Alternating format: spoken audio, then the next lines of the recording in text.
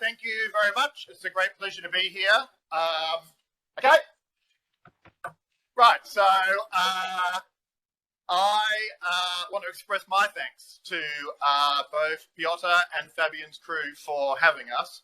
It's been an exceptionally difficult 4 years for many of us personally, professionally, but of course other things that are going on in the world are much bigger than conferences and much bigger than individual relationships. There's terrible things going on at the moment. And so I am enormously grateful we're able to be here together, and enormously grateful for the work that both Piotr's team and then Fabian's team put in.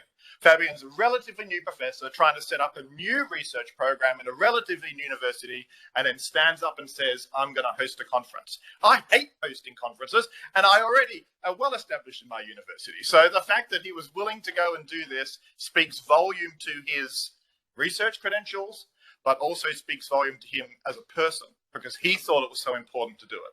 So Fabian, you are a gentleman and a scholar.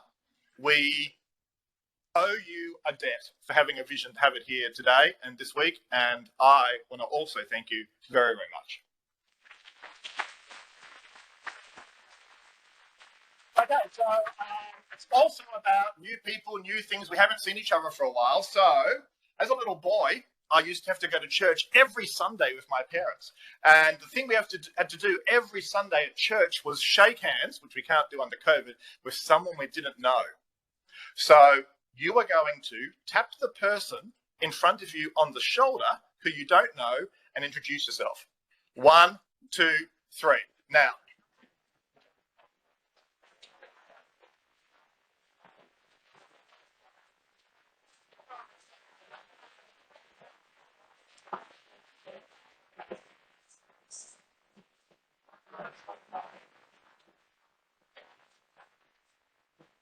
okay. Okay, stop. Okay.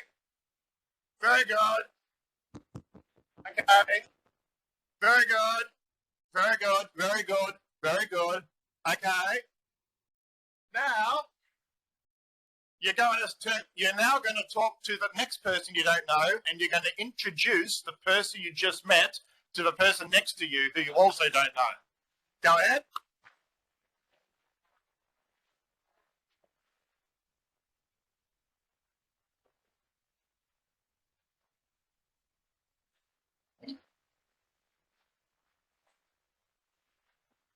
Oh, perfect.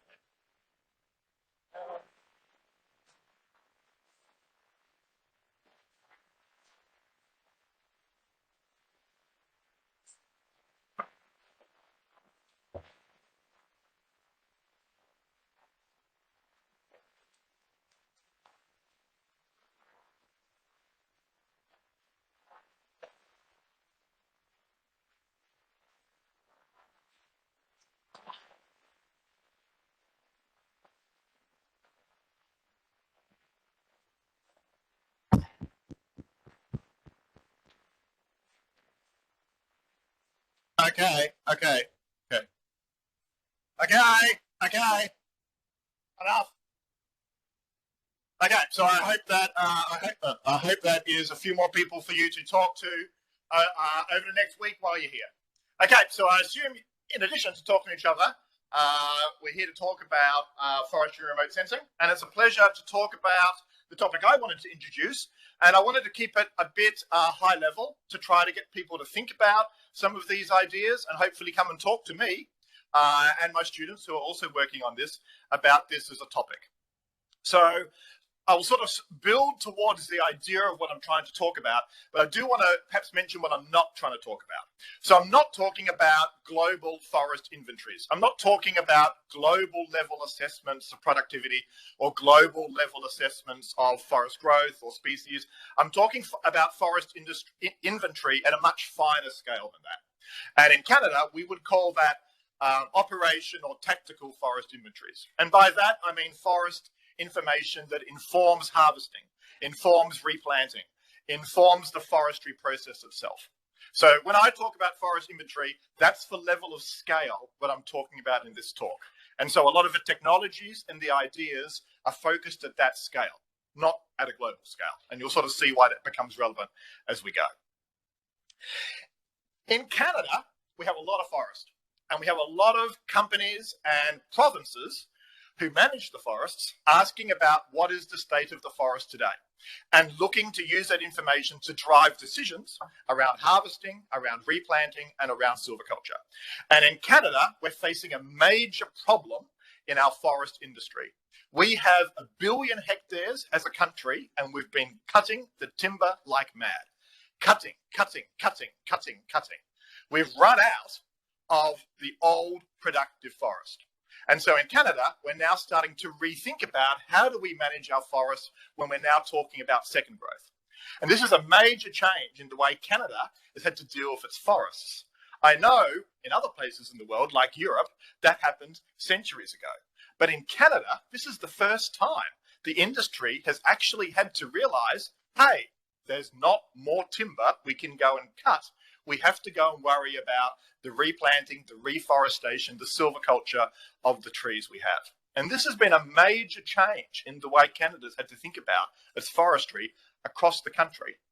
And so you may have seen a few papers coming out from the Canadian forest industry talking about this change, the change in how we have to stop taking for granted 1 billion hectares, and rather we have to go and manage our forests in a more sustainable manner. Not to say we have been unsustainable, but in terms of sustainable, in terms of the sense that we're going to come back to these second growth stands and start to harvest those. So as the companies are realizing that, and the provinces are realizing that, and even the federal government, as they're starting to realize that, they're starting to ask about dashboards. What is the rate of the forest today? How can we do near real-time forest inventories? And so this sort of drives a lot of the reason for this sort of research, and where remote sensing can fit into that. And of course, when they start to think about portals and things like that, you pull up slides like this. So the USDA has a forest portal, which actually is focused on pests and diseases. And it's got some nice dials and some nice maps and some graphs that go away and explain the current situation of pests and disease, in this case, in the eastern United States. So this is the idea of an information portal. Can we deliver this from a forest inventory point of view? We also have similar things in British Columbia, but they're not really about the forest itself.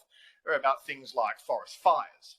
So people see these dashboards, people see this, and you start to say, how realistic is it that we would have these types of information streams for forest inventory itself? And can we run this either as a province, like British Columbia, or can we run it over smaller areas in British Columbia? So that's sort of driving some of the thinking about how you might go away and build something like that. So how do we currently do our inventory? Well, we do our inventory in Canada very similar to many countries around the world. It is still conventionally based on aerial photographic interpretation and plots. But that is proving to be an incredibly expensive way of doing forest inventories, and we are running into two key problems. We are not renewing our inventory as much as we should. Ideally, it would be every 10 years, but already we have these different species changes, we have disturbances. 10 years is simply too long to wait to do the inventory. And also we're running out of forest photo interpreters. So we don't really train aerial photo interpreters anymore. They're a dying breed. So we don't really have these people who draw the polygons anymore. So you've got a program that is too expensive, takes too long to update, and the people that do it, we're running out of that skill set. So this idea of what do we do instead? How can we build forest inventories that move beyond plots and photo interpreters? Lots of plots and photo interpreters. And we know that remote sensing is a way that we can go and do it. In British Columbia and in Canada, there's been a massive investment in airborne laser scanning. And airborne laser scanning has completely redefined how we do inventories across the country. British Columbia is one of the slowest provinces in Canada when it comes to airborne laser scanning. In the east, we've had some massive acquisitions. And in fact, the province of Ontario and the province of Quebec, which are both very, very large, are now collecting wall-to-wall airborne laser scanning data over the entire forest in the provinces. That is hundreds of millions of hectares of LiDAR data. So extraordinary investments in LiDAR data is being undertaken, which is driving the inventory systems that we are now starting to see. And we can use that airborne LiDAR data to go and build standard area-based forest inventories, like many of us are used to. So we go away, we get our airborne laser scanning data. This is a forest in Ontario called Romeo Millet. It is about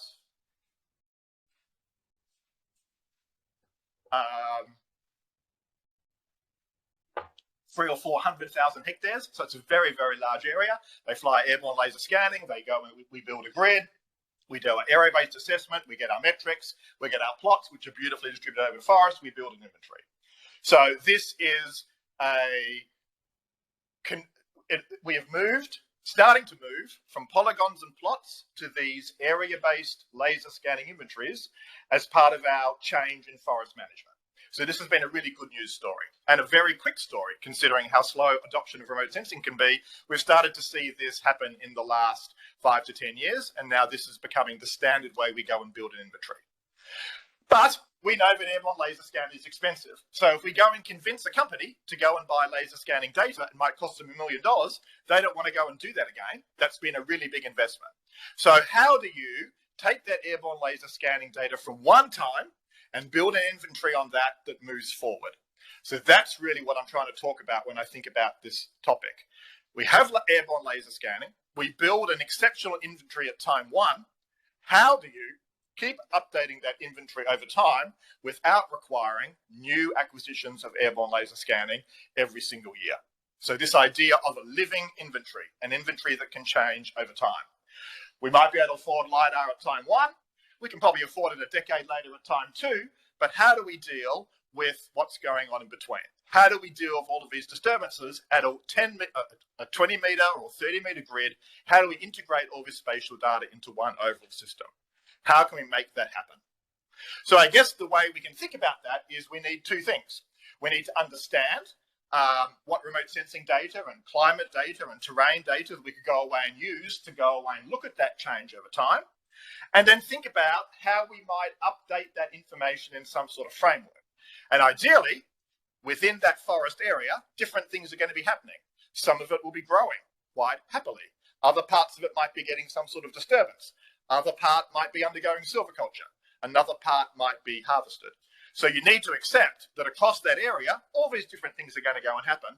How do we try to model each of those in near real time to allow that inventory to move through time as one cohesive database to then inform forest management?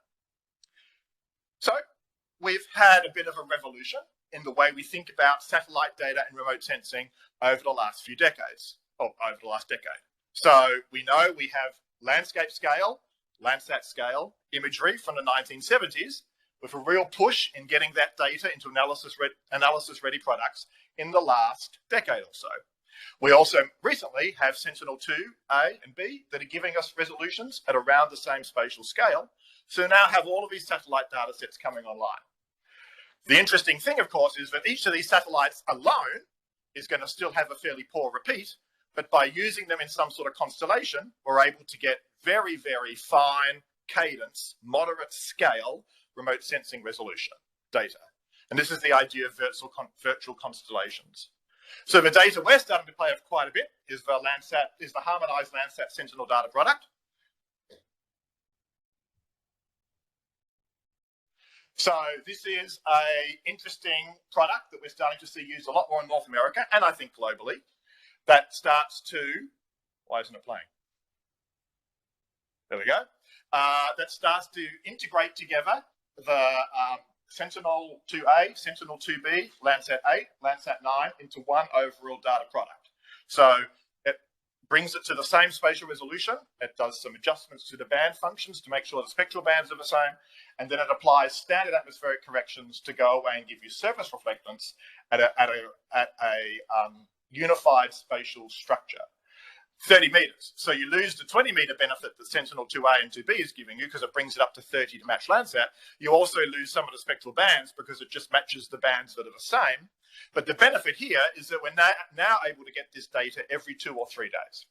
So this ability to start to think about how do I use moderate scale imagery is really being benefited by this type of revolution in terms of these virtual constellations. Now, of course, you could also just do it as a constellation of Sentinel-2A, 2B, and ultimately 2C. So doesn't really matter where the data is coming from, but we're now at a point where we do have moderate scale remote sensing imagery at a time step of 2 or 3 days. And that then can start to inform some of these inventories as they change over time. A second revolution we've started to see, I think, is the CubeSat revolution. So we're hearing more and more about planet and PlanetScope data, which is also offering new data we didn't have 5 to 10 years ago. So this is also another data stream that's able to then come in and inform upon how an inventory might change over time. And then lastly is this sort of interest in drones. So we're never going to be able to do in Canada a wall-to-wall inventory with drone-based data, but ultimately it's giving us a very, very fine data set that we can integrate as well. So I would say for the last 5 years, we've seen a revolution in how we can think about data and forest inventory. We've got these 20-meter products, 30-meter products that are highly calibrated every 3 days. We have ability to go away and zoom in with something like Planet, which is giving us 3 meters every day. And then ultimately, in very fine areas, we could go and launch drones that would go and give us data at 2 centimeters whenever we need it. So all of these ideas could come together in some sort of integrated framework to see how inventories could change over time. So we're thinking about it as something like this. You have your land base. You have your area of land that you need to do your inventory on. We know in Canada that it's very likely we would have LiDAR, airborne laser scanning over that area. So we would start with a baseline enhanced forest inventory. An EFI is raster. Blows the foresters out of the world, oh my God, it's rasters. We can't do it with rasters. We only want polygons. So we get past that after a while. So it's a raster-based inventory system with a 20-meter cell or a 30-meter cell, and then that is the base that we're going to go away and start to use. An enhanced forest inventory just means we have different predictions. We're going to have volume, height, basal area, number of trees, merchantable volume, canopy cover. So all of these layers, consistent 20 or 30-meter spatial resolution over our entire area. So that's our base. Now we need to update that over time. So how do these different products come in? So the way we're starting to think about it is, okay, well, you monitor at a 30-meter cell those pixels using some sort of change detection driven by something like HLS. So you use a 20 or a 30-meter moderate scale satellite imaging system, you match the cells together, and then you match every single pixel from your LiDAR inventory through time using that high temporal resolution, moderate scale imagery. I've got a slide on in the middle, so that would be one key component. Then, if that moderate scale imagery is indicating there's some sort of change, then you would go off and you would use Planet or you would use drones to go and work out what is that change. And then you would integrate that change back into the inventory itself. If the pixel has not seen any change, then perhaps you can assume it's growing healthily. So you need to then go away and apply a growth model that then moves that pixel forward in time for the volume growth that you would expect for that particular time step. So it becomes a if-then-else type situation where every single cell is assessed in terms of what's happening with it and then grown forward or deducted based on what the moderate scale imagery is telling you is likely to have happened. So using the LiDAR as a base, we can then go and grow this inventory forward over time. We talk about each bit. This is going to be our initial strata, the initial layer that we go away and use. So this is another area of forest, and just to give you a sense of the type of change we're talking about in British Columbia, this is an area called Quesnel, right in the middle of British Columbia. We can see in terms of 5 to 10 years how much area of that particular forest management zone has changed in a 10-year period. So over 20% of that area has been burnt in British Columbia over a decade, indicating again the need of why we need to go away and do this inventory, this faster inventory than we've done before. So there's our area, and there's our 20-meter cell of our initial inventory system that we're going to go away and use. We need to go away and monitor that over time. So in Canada, we would go away and gather all our HLS data and would look something like this. So this is the HLS data over time, over, in this case, a 3-year period. This is how that is then changing in something like a normalized burn ratio, you can see how that forest is changing over time. You can see the compartments, obviously, these large disturbances that come in, which are going to be the burns that we get.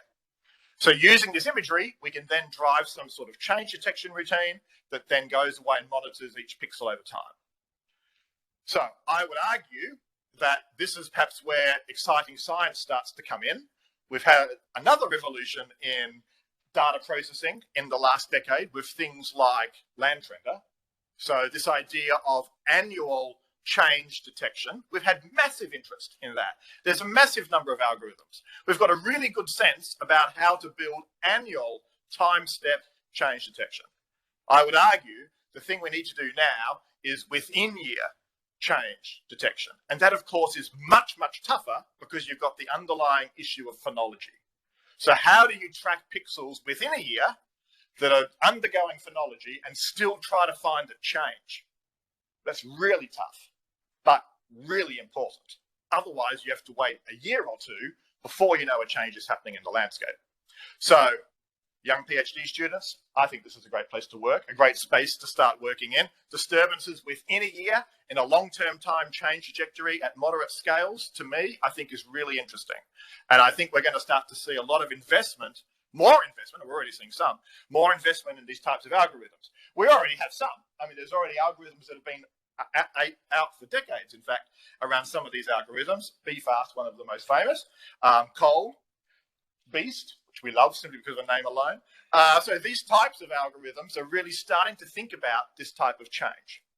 So if you can calibrate these and you can get these to work, then you can have your 20-meter LiDAR cell, and then you can track it through time within the season to go away and start to see change. Now, we've started to simulate this and started to think about this, and the idea of how long, how many observations do you need before you can see a change? You know that it's going to track through time. You know you're going to see phenology. So how many time steps do I need before I can call that pixel as changed is an important topic. It will depend on the disturbance. It will depend on where you are. But this idea of near real time, we're not talking about tomorrow. We're talking about in a week or 2 weeks or 3 weeks. So there's a talk on Friday by Chris in my lab who's been doing this with Beast, and he's got some tables and figures and graphs to talk about our experience in trying to apply this in Cornell. And how many individual time steps do you need before you can be sure you're going away and calling it a change? So this is something we need to work on. If we go back to the diagram, I would argue that we know how to build an EFI, but this idea of tracking change and being able to call a change within a year to go away and give you some sort of near real-time flag that says it's changed is something that I think we're still actively working on as a community, especially when we're talking about non-stand replacing disturbances. Now, if the pixel is not flagged as change, so this is only talking about a pixel that's flipped and said we've got some sort of change. If it hasn't flipped, then it probably means it's growing along quite happily. So this is the second body of work we're working on, which is how do you go away and predict the growth of the pixel over time using a growth model. This is another link that we're still struggling with in remote sensing. We have our LiDAR people doing our LiDAR work over here, and yet we have our forest growth modelers doing their forest growth modeling using site index curves and growth and yield curves, and we haven't really, as a community, worked together a lot about bringing those together. This is another really important area to work. I know biometricians are difficult people to work with. I know that forest growth modelers are hard people to talk to. I know they don't like LiDAR. We know we don't like them, but still we have to try to work with them. So this building of relationships with these people is really important, and we've got to keep trying to do it.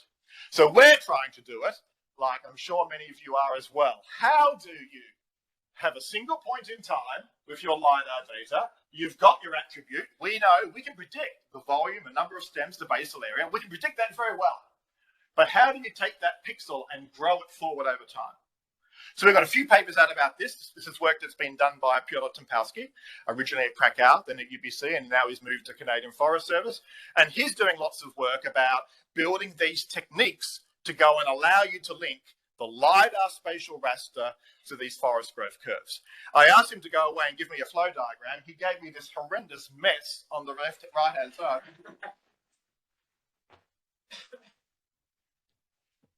Which I'll briefly try to explain. So that the LiDAR rasters are here, and he's saying you might have maximum height, Laurie's height, which is just an average height, quadratic mean diameter, and volume.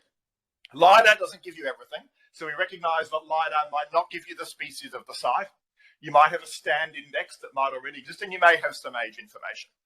But what Piotr does, of course, is he goes and predicts every single possible yield curve for that particular species in that particular polygon, for every single site index and for every single species mix. So he builds this giant database of possible curves. And then using that giant database, he then goes and tries to match for every individual cell, if the height is 20 and the Laurie's height is 19.5 and the quadratic mean diameter is 17.2 and the volume is 54, and I'm dealing with a stand that's principally Douglas fir, and I think it might be 80, bang, I'm on that curve. And then he takes that curve, and then every pixel that matches those criteria then grows forward in time. He gave me a static version, which is, this is what it would look like at 25, 50, 150, but then he blew me away. He blew me away when he gave me this. Oh, so this is a 20-meter raster of an area of all pixels. So the ones that are changing in color are unchanged, which means they're growing. And this is height, basal area, volume, and number of trees. The red dot is the pixel in the center. The polygons are what traditional foresters would use as their inventory polygons. So this is the stand growing over time, the little dot being the little pixel here. But remember, every single 20-meter cell has an individual growth curve associated with it. So now I can link my raster of all of my different values that I've got from time one, see if there's any change. If there's no change, then I can apply my growth curve, and my growth curve will then grow that pixel forward. So I could stop the inventory. I could stop my living lab, my living inventory, 4 years, 20 months, 4 years, 6 months later, stop it, and then suddenly all the pixels would grow to that particular time. Piotr's then simulated, what if you have a second LiDAR coverage, you've got a third LiDAR coverage, you've got a, so of course you can get more and more fancy pants, but the general idea, you can understand what's going on. So basically, we understand how we're going to go away and drive this because we're using HLS or Sentinel-2. We know what we're going to do when we've got our growth. So now what do we do when we have a change? So the Landsat, HLS data, or Sentinels come back and said, this pixel is now not behaving like I expect it to. I think I'm falling outside the range of what I expect for the natural variation of that pixel over time. Something like Beast looks for like 2 standard deviations outside the normal of what you'd expect it to be. So suddenly the pixel flashes on my beautiful dashboard. I'm out of range. Some sort of change is going on. So what might you do? So to me, this is where the power of drones and Planet come in. We are never going to fly all of Canada with drones. How many drones would we need?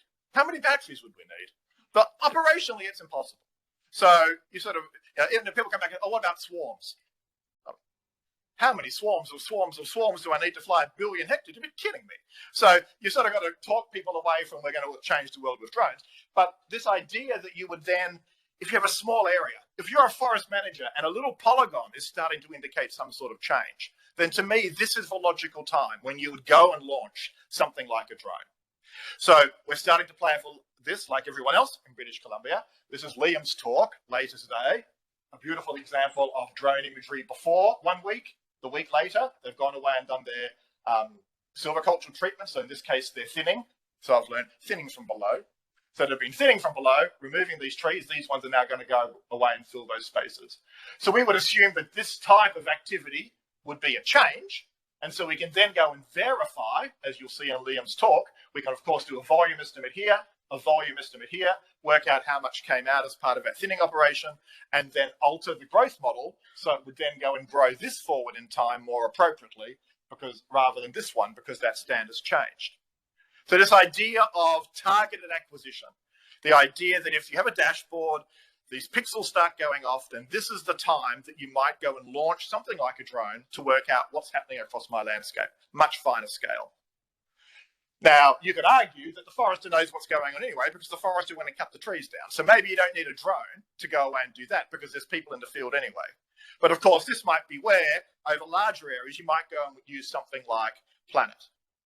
So we've been playing also, like many of you have, with Planet data and how Planet can go away and be used. So this is a comparison of how Planet data can be used to track the data for forester head. So this is a forester machine that goes and cuts the trees down. We know where the forester thing, we know the thing at the end that cuts the trees down, the knife bit, the saw. And it picks up the tree and then cuts it. So there's a GPS here and a GPS on the truck. And so we can collect that data. Mostly we collect it and don't have to do anything with it, but we could try to use it. And so we've been trying to use that data and comparing it to Planet imagery every single day. So you can sort of use that Planet data over a small area, in this case 2 sites, to then go away and see how that forest is changing. Of course, there's a reality, even with Planet, in terms of the availability of the data. So we often think about Planet, well, we're told that Planet is daily. It's true, it's daily. But of course, in any type of season, we have lots of different things we need to go away and use. So this is a growing season in Ontario. All the different bars are every single Planet acquisition. But you can see some days we don't get an acquisition. Some days it's marked as cloudy. Some days it's marked as clear, but it turns out still to be quite cloudy, which is yellow. So the actual number of images you get is green.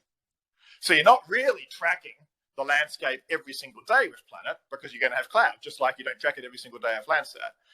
In reality, we might be getting 2 images a week, 3 images a week. But using those images per week, we can go and work out where we think the tractor is moving across that forest. So this is the same cut block.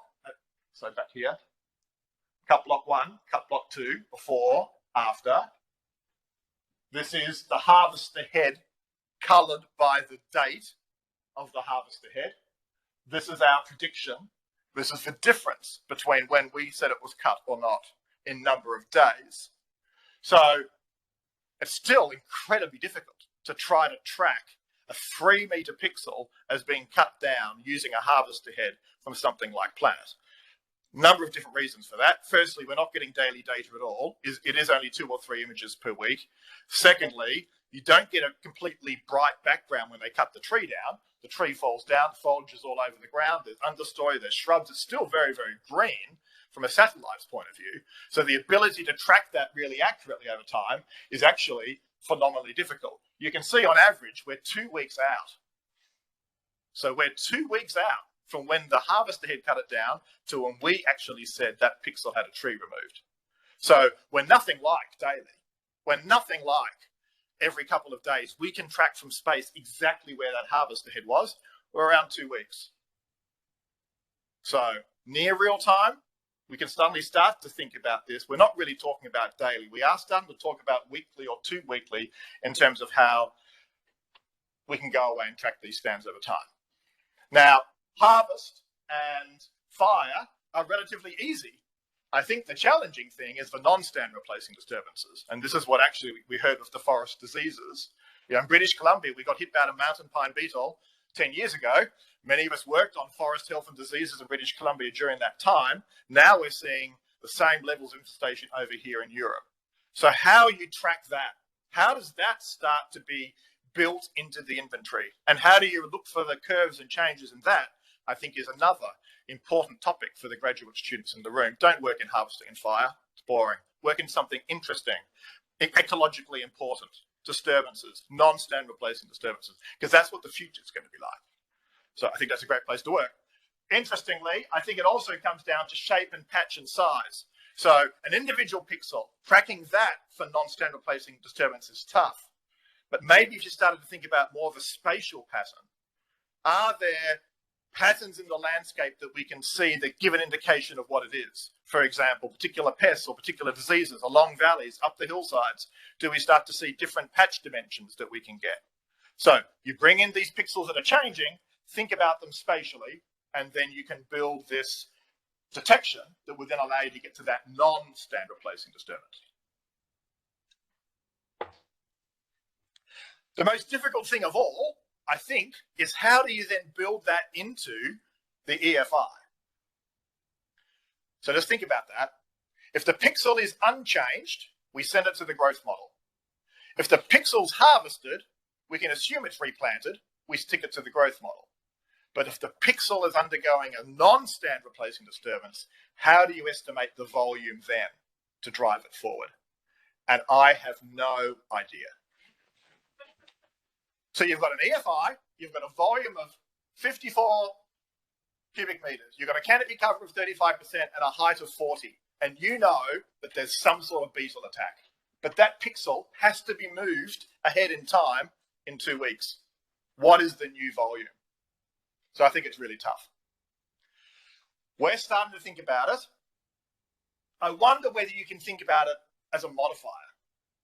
I wonder if you can think about, there are probably some pixels in that stand that haven't been affected as much as every other one. So is there a relativity that you can use? Can you compare all of the pixels in the stand and ratio them against the pixel that is the least damaged? And that might come back and say the impact is 15%. If you can work out that, then I think what you would do is you would apply that to the foliage EFI indicators. You'd apply it to canopy cover.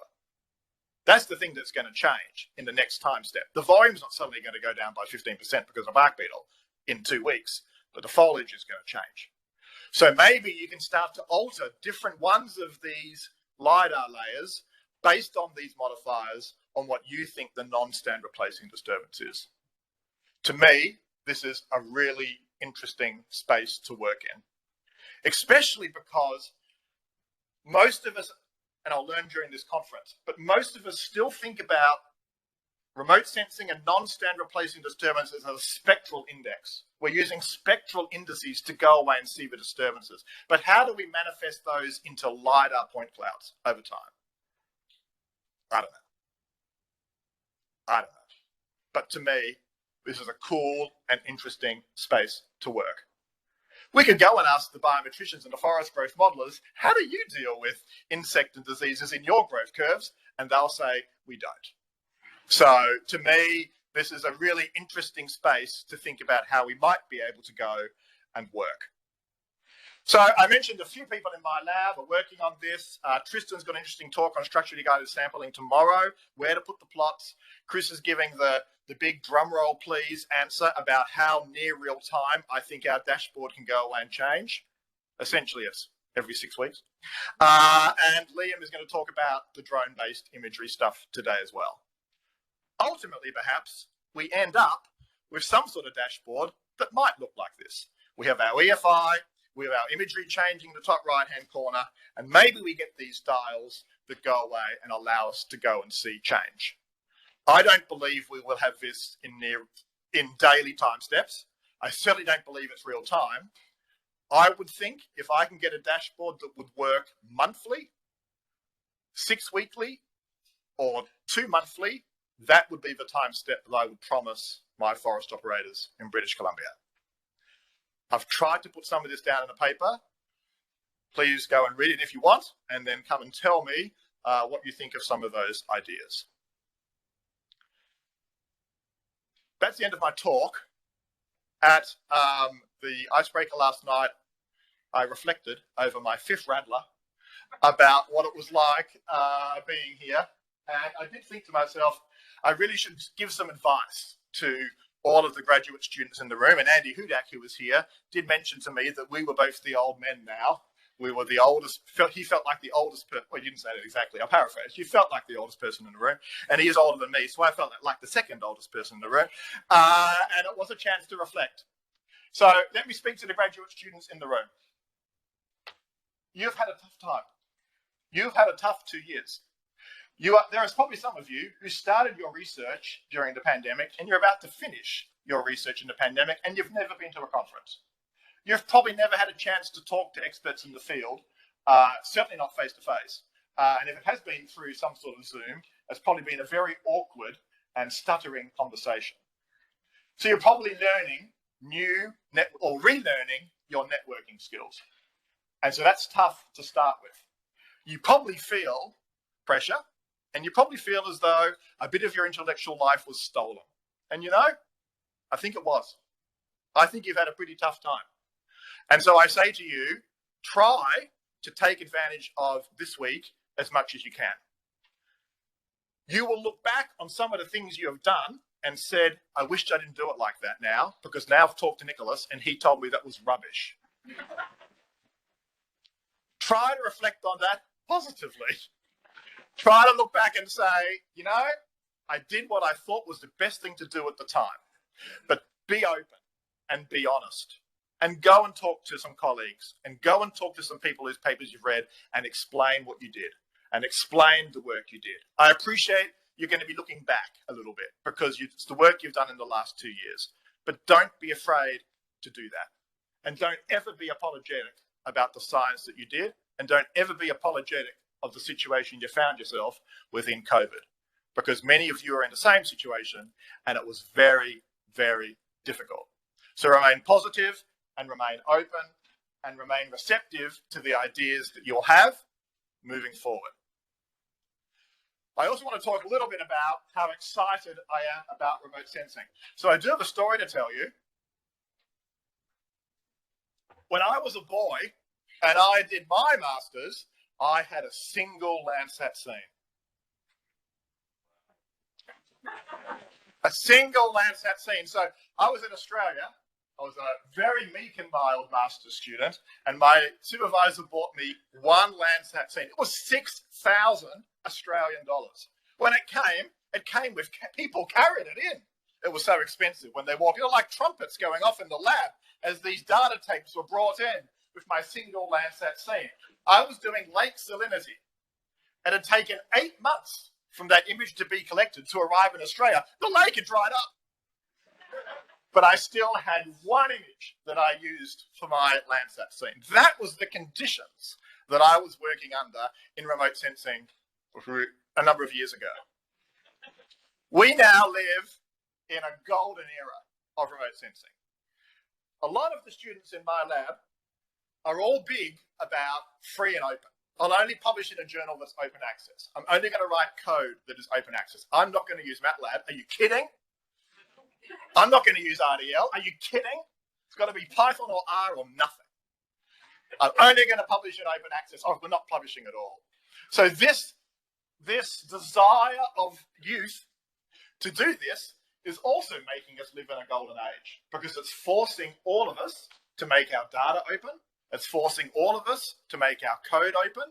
And it's forcing all of us to say to ourselves, someone else could read this. Someone else could look at my code. And I don't think there's anything better than that for science. So what a great time to have that expectation in the work that you do. We're also starting to get these global data sets. We're going to be blown away this week by the data sets that are coming out from these new sensors. So really, the world is your oyster in terms of how you want to go away and use them. And this data is coming more quickly and with more spatial detail than we've ever had before. And if you don't want to use it, the other cool thing is that you can go to Radio Shack, you can buy a drone for $200 and you can fly your own imagery. You can process it and you can write a paper. I was scared of drones 3 years ago. Now we've got more drones in my lab than people. So this is an incredible experience to go away, fly your own data and use it. Again, what an incredible situation to be in. And then to go and use your own data in this free and open access mindset, to me, is really a wonderful time to be doing spatial technology, a wonderful time to be working in remote sensing, and really, it's a wonderful community to work within. Thank you very much.